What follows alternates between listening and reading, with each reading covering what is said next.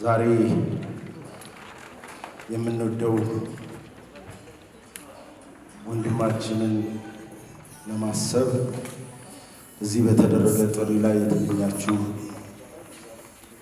የጥበብ ወዳጆች፣ የመስፈኔ አክባሪዎች ስለመጣችሁ እጅግ አድርገን እናመሰግናለን። የሚወደን እና የሚያከብረን መስፍን ባላሰብነው ሁኔታ ስላጣነው ሐዘናችን እጅግ ሲበዛ መራር ነው። ለቤተሰቡ ለጥበብ ቤተሰቦች በሙሉ መጽናናትን እየተመኘን ፕሮግራማችንን ለመጀመር ሁላችንም ከመቀመጫችን በመነሳት የአንድ ደቂቃ የህሊና ጸሎት እንድናደርግ በአክብሮት እጠይቃለሁ። ሰው ተፈጥሮ ሁሉም ተራው ሲደርስ ያልፋል።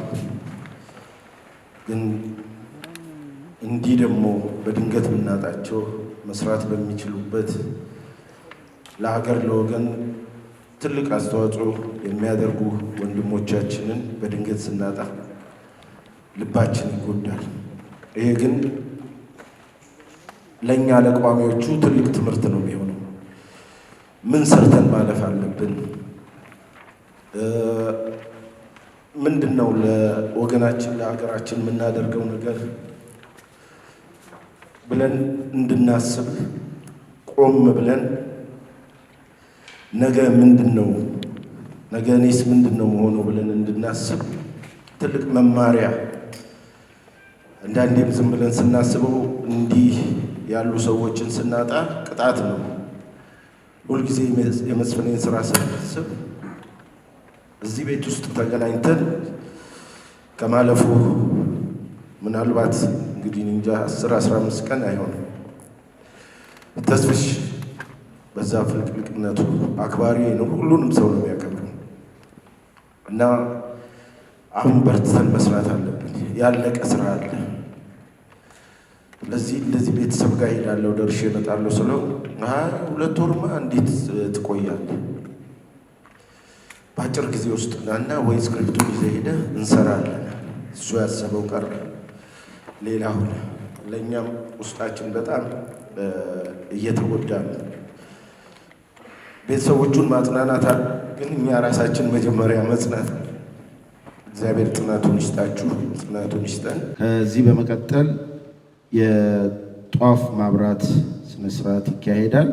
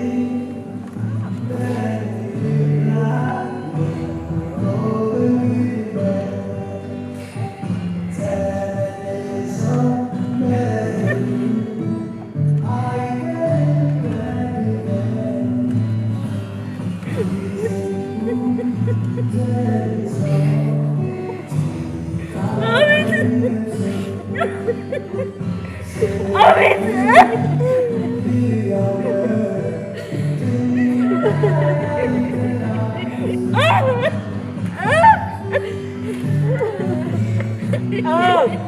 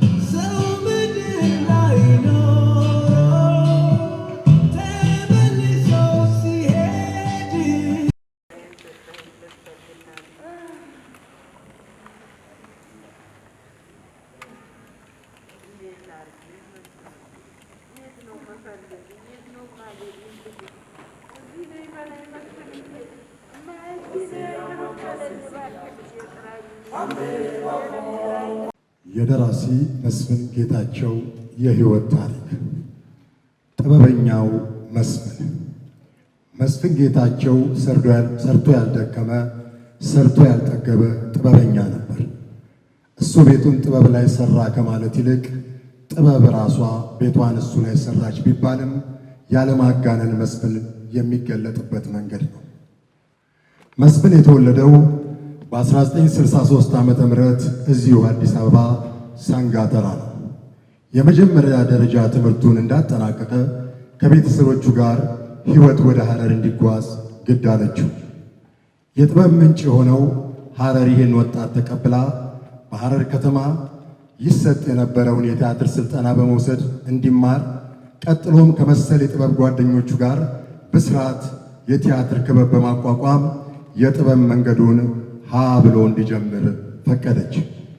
ብስራት የቲያትር ክበብ ውስጥ በትጋት ሲንቀሳቀስ የነበረው መስፍን የጥበብ ጥሙን ለማርካት ኢትዮጲስ ከሚሰኝ የቲያትር አማተር ክበብ ጋር ሲንቀሳቀስ የነበረበትን ብስራት የቲያትር ክበብ እንዲዋሃድና ኢትዮ ብስራት የቲያትር ክበብ እንዲመሰረት አደረገ። ኢትዮ ብስራት የቲያትር ክበብ በተመሰረተ ወራት ውስጥ የመስፍን የአእምሮ ውጤት የሆነውን ቅርስ የተሰኘ ተውኔት ጽፎ በክበቡ ወጣቶች እንዲተወንና ለዝግጅቱ የሚያስፈልገውን ገንዘብ ወጪ በማፈላለግ ቲያትሩ ለሕዝብ እንዲቀርብ አደረገ። ቲያትሩ ሐረር ከተማን ጨምሮ በድሬዳዋ፣ በጅጅጋ፣ በጉርሱም፣ ደደር፣ ጨለንቆ፣ ቆቦ፣ ጭሮ፣ ሂርና፣ አዋሽ፣ መተሐራ እያለ ወንጂ፣ አዳማ፣ ደብረ ዘይት ከተሞች ለሚገኙ የቲያትር አፍቃሪያን በማቅረብ ውዳሴ እንዲቸረው አደረገ። ሸገር መግቢያ በር ላይ ከጓደኞቹ ጋር የቆመው መስፍን ቅርስ ቲያትርን ይዞ ወደ ሐረር መመለስ ፈጽሞ አልፈለገም ነበር። እስከዚያ ገፍታ ያደረሰችው የጥበብ ልክፍት ከቶ ምን ሲደረግ እንዳለችው ሁሉ የሚመራውን የጥበብ ጦር ክተት በማለት በተመናመነ ኪስ ለጥበብ በነደደ ልብ የጥበብ ጉዞ መጠማት፣ መንገድ ላይ ማደር የመሳሰሉ ችግሮችን ተቋቁመው ቅርስ ቲያትርን እዚሁ ብሔራዊ ቲያትር መድረክ ላይ እንዲገመገም አደረገ። ቲያትሩ የወደዱት ገምጋሚዎች ለነሱ የሚመጥን ደረጃ ቲያትሩ ድጋሚም ለመስራት ፍላጎታቸውን ለመስፍን አቀረቡለት። እርሱ ግን አብረውት ጎንበስ ቀና ያሉትን ጓደኞቹን ሊተው ሳይፈቅድ ቀረ። ሳላይሽ ከተሰኘ የግል የሥነ ጥበብ ኢንተርፕራይዝ ጋር ወራት የፈጀ ክርክር ካደረገ በኋላ ቅርስ ቲያትር ከመስፍን ጋር በነበሩ ከፊል ተዋናያን ሳላይሽ በመለመላቸው ከፊል ተዋናያን ተተውኖ ሰቀቀን በሚል ርዕስ በአዲስ አበባ መዘጋጃና ቲያትር ቤት ቀረበ። ከዚያም በተጨማሪ ሰቀቀን ከጋምቤላ ክልል በስተቀር በመላው ሀገሪቱና በኤርትራ ለሚገኙ የቲያትር አፍቃሪያን ቀርቦ ታየ፣ አድናቆትም ተቸረው። መስፍንና የሬዲዮ ድራማ። መስፍኔ የሚወዳትን ሀረር ትቶ አዲስ አበባ ላይ ኑሮውን አደረገ። የጥበብ ጉዞ ዳገት ይበዛዋል ይባል የለ። በእግሩ ለመቆም የሚታትረው መስፍን ከዳገቶቹ አንዱ ከፊቱ የተጋፈጠው እዚህ ጋር ነበር። እንደ ልማዱ ግን ተስፋ አልቆረጠም። የኑሮ ውጣ ውረዱን፣ ረሃብና መንከራተቱን ተቋቁሞ የተለያዩ ሥራዎች እየሠራ የሬዲዮ ድራማዎችን በመጻፍ የጥበብ አምሮቱን እያስታገሰ ኑሮውን እያሸነፈ ወደፊት ቀጠለ። የቀትር ጥላ፣ ካፊያ፣ የልደት ጧፍ የመሳሰሉትን የሬዲዮ ድራማዎች ጽፎ በመተወን በቅዳሜ መዝናኛና እሁድ ጠዋት ፕሮግራሞች ላይ ያቀረበው በዚህ የመውተርተር ዘመኑ ላይ ነበር። እጁን በዚህ መልክ እያፍታታ ለመማር ክፍት የሆነ አእምሮውን በመያዝ መስፍን ቀጠለ። በሬዲዮ ድራማዎቹ መውጣት የጀመረለት የጥበብ ፀሐይ ልትክሰው፣ እርሷን በሱ ሀጃዋን ልታወጣ ፈልጋ ኑሮ ፖፕሌሽን ሚዲያ ሴንተር ከተባለ ድርጅት ጋር አስተዋወቀችው። ሁለተኛ ሊባል የሚችለው የመስፍን ጥበባዊ ተጋድሎ እዚህ ጋር ነበር የጀመረው ሊባል ይችላል። በጸሐፊነት ተመርጦ በአይነቱ ልዩ የሚባል የአጻጻፍ ስልት በመታጠቅ በዓለም አቀፍ ደረጃ እውቅና ሊያጎናጽፈው የቻለውን የቀን ቅኝት ተከታታይ የሬዲዮ ድራማዎችን ከሌሎች ጸሐፍት ጋር ለማቅረብ በቃ። በእነዚህ ድካሞቹ ያፈራው ፍሬ ሌላ የጥበብ በር ከፈተለት። ከእንግሊዝ አገር ሄዶ በወሰደው ስልጠና የኛ የተሰኘ ተከታታይ የሬዲዮ ድራማ ላይ ከጥንስሱ ጀምሮ በጸሐፊነት ተሳትፎ ጥቂት መንገዶች ተጉዞ የነበረ ቢሆንም ጉዞ በገጠመው አስተዳደራዊ ሳንካ ምክንያት አቋርጦ ሊወጣ በቅቷል። የመስፍን ጌታቸው ጥበባዊ ጉዞ ግን በዚህ አልታገታም። ጥበባዊ ልክፍቱንና ችሎታውን በተለያዩ ሥራዎች ላይ ለማሳየት መልፋቱን ቀጠለ። በሀገራችን የጥበብ መድረክ ላይም አቅሙ እየተገለጠ ስሙ መናኘት ጀመረ። ከጥበብ ጋር ተዋደዱ፣ ተቃቀፉ፣ ራሷን ትገልጥለት፣ ከማዕዷም ታቋድሰው ጀመር። መስፍንና ዙምራ በ1997 ዓመተ ምህረት ዙምራ የተሰኘ ፊልሙን ለእይታ አበቃ። ዙምራ መስፍን የፊልም ጥበብ እየተማረ ለእይታ ያበቃውና የፊልሙን ዓለም የተቀላቀለበት የበኩር ሥራው ነበር። ከሚበላው ላይ ቀንሶ በብዙ እንግልትና ድካም ለውጤት ያበቃው እንደነበር አለመግለጽ ግን ከላይ ስለሱ እየገለጽን የመጣነውን ሀቅ የጥርጣሬ መስክ ላይ እንደመተው ብቻ ይቆጠራል። መስፍኔ ሀገሩን በጣም ይወዳል። ወንድማማችነት በዘውጌ አስተሳሰብ እንዳይደበዝዝ አጥብቆ ይሰጋል። ይሄ ስጋቱ እውን እንዳይሆን ነበር ቅርስ ቲያትር አምጦ የወለደው። ስጋቱን የሚያስመስሉ ፍንጮችን ባለመድረቃቸው ነበር ዙምራን ያስከተለው። በ1997 ዓ.ም ለመታየት የበቃው ዙምራ ፊልም በሁለት ወንድማማች የሆኑ ሕዝቦች መካከል በኢትዮጵያና በኤርትራ ሕዝቦች በሚደረግ የእርስ በርስ ጦርነት የሚጠፋ የሰው ልጆችን ሕይወት የሚያሳይ ዘውጋዊ ፖለቲካ ይዘት ያለው ፊልም ነበር።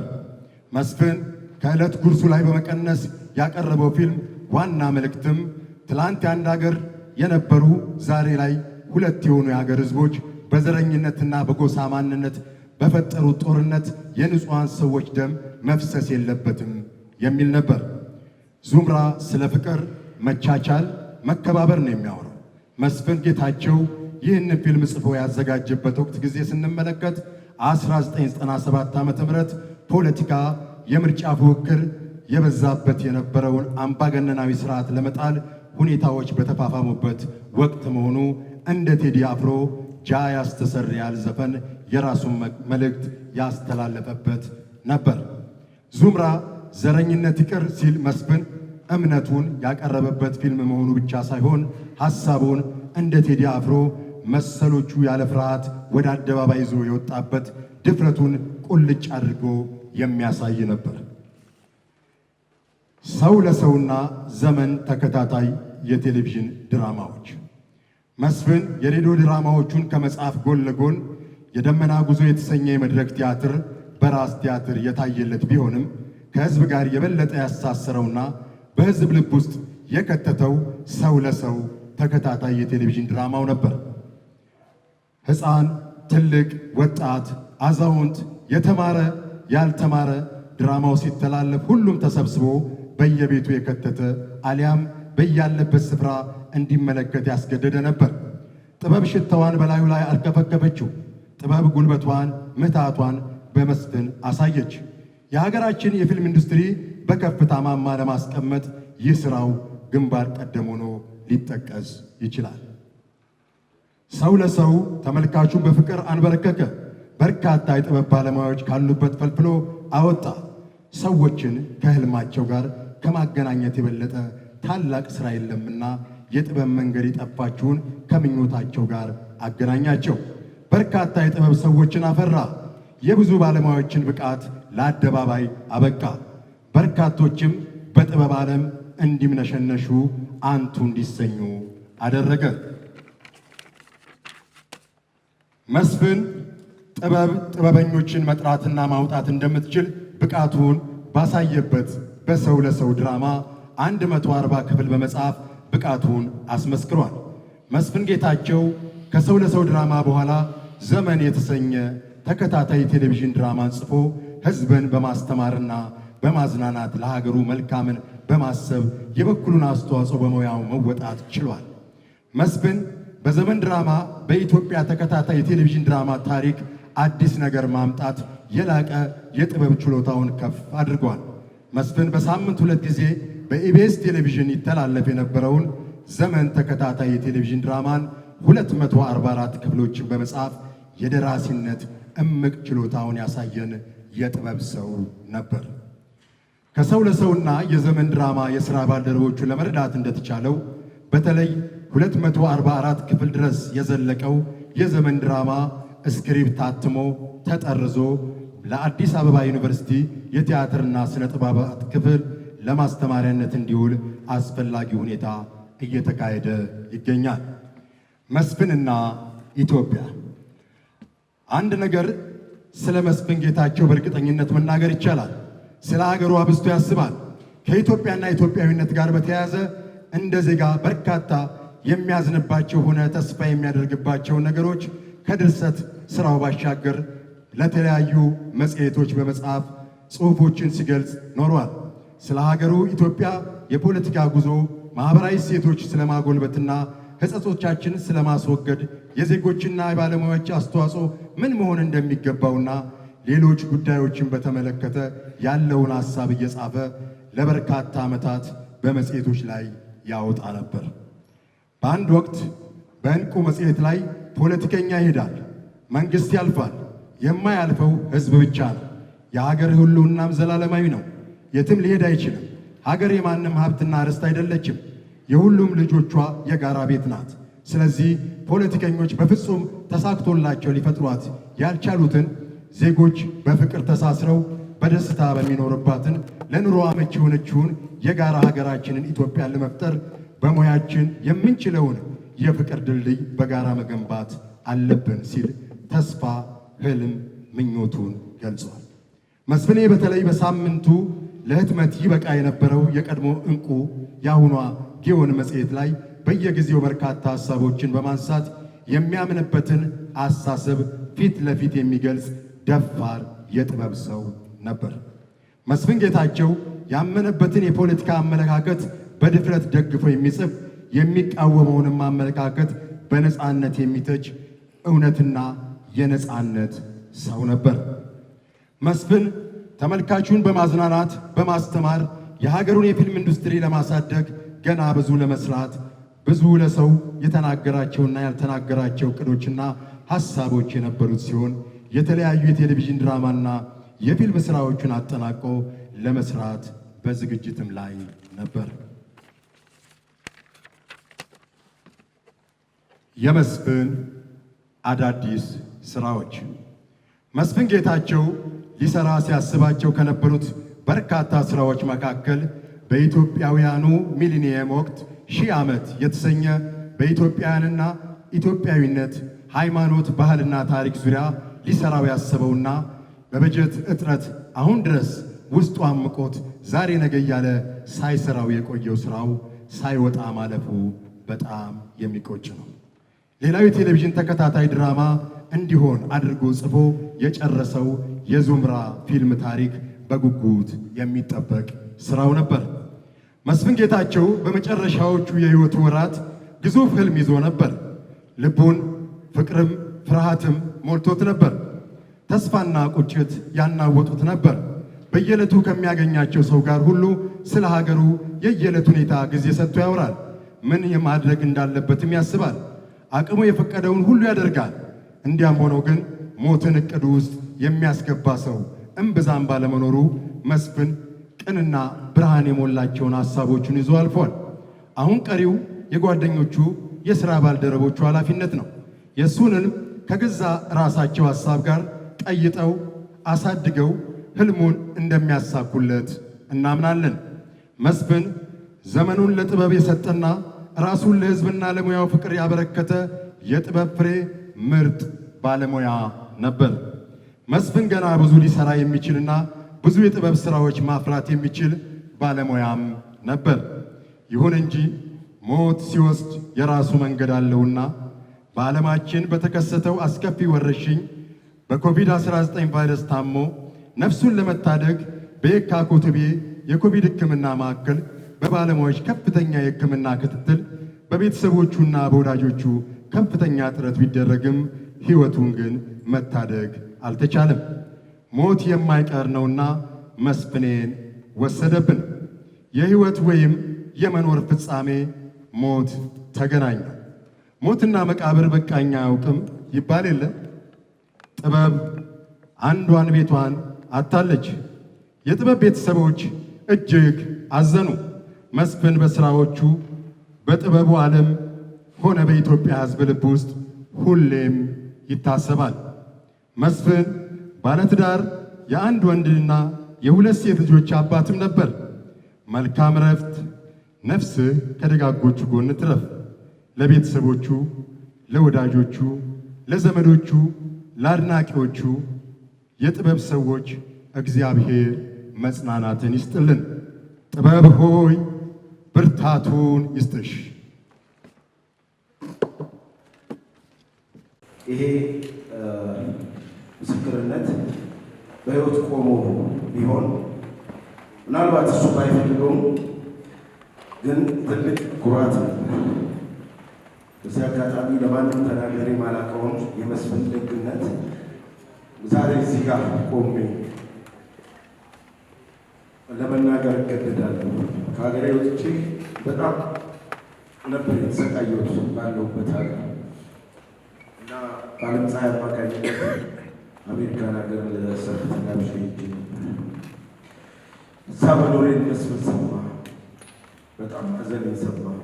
ሌሎችም ጓደኞቻችን ነበሩና እንደዚሁ ከፍቶኝ ሳለቅስ ከጓደኞቻችን መሀል ወስዶኝ ተስፍሽ ሀገራችሁ ትፈልጋችኋለች፣ ሀገር አንተን ትፈልጋለች፣ ችግሩ ወደ ሀገር የመመለስ አቅም ከሌለ እኔ ዛሬ ትኬት ቆርጬ ልውሰድ አለኝ። መስፍን ያን ያህል ቅን ሰው እና እንደመጣሁ አንድ ሳምንት አልቆየሁም። ዘመን ላይ ስገባ ለእኔ ትልቅ ተስፋ፣ ትልቅ ጉልበት አገር የተመልሼ እንድቀመጥ አንዱ የመስፍን ጉልበት ነው። አጋጣሚ የሆነው እግዚአብሔር ማለት አለሁ በማለፉ ሁሌም ይጸጥተኛል እና እንደተባለው ትልቅ ሰው ነው። እንዲነገርለት አይፈልግም። ያደረገውን ነገር ድንባል ቤት ውስጥ እናገር ሰጥታቸዋል። በድብቅ ነው ብዙ ነገር የሚያደርገው። ለዚህ ነው አሁን ሁላችን የሚያምን ሁላችን ልብ ውስጥ መስፍኔ አለ። ቅድም በሕይወት ታሪኩ እንደተነገረው እና አብዛኛው ሰው እንደሚያውቀው መስፍኔ የ3 ልጆች አባት ነው የተባለው ነው። ግን መስፍኔ የብዙ ሰዎች አባት ነው፣ የብዙ ሰዎች ሕይወት ነው። ስለዚህ መስፍኔ ኩራታችን፣ የኢትዮጵያ የፊልም ታሪክ፣ የቲያትር ታሪክ በተነሳ ቁጥር መስፍኔ አለ፣ በሁላችን ቤት መስፍኔ አለ። ስለዚህ ሐዘን ከአሁን በኋላ ለመስፍኔ አያስፈልገው። ደስታችንን ሐዘናችንን የምንገልጽለት መስፍኔ ምን ጊዜ ልባችን ውስጥ አለ። እንወዳለን መስፍኔ።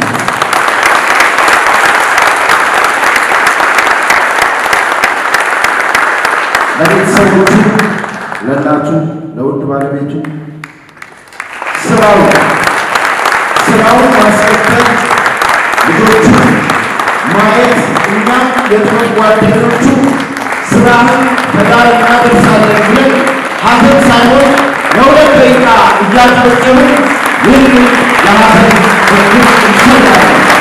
ለ2 ደቂቃ እናጨበጭባለን። መስፍኔ እንወዳለን፣ እንወዳለን መስፍኔ። ሁልጊዜም ከህሊናችን አትጠፋም። እንወዳለን። አምላክ በተመለከት ሰዎች እንዲያወሩ እየተቀበላችሁ በምትሆን አዘንታ አልፏል። ሐዘናችን አልፏል። ስራውን ማስቀጠል ነው። ስራውን ከዳር ማድረስ ነው። ያሰበውን ነገር ከዳር ለማድረስ ሁላችንም በዚህ ምሽት ቃል እንገባለን። እንወዳለን መስፍኔ። እናንተም ስለተገኛችሁ እጅግ አድርገን እናመሰግናለን። ለቤተሰቡ፣ ለጓደኞቹ፣ ለወዳጆቹ መጽናናትን እንመኛለን።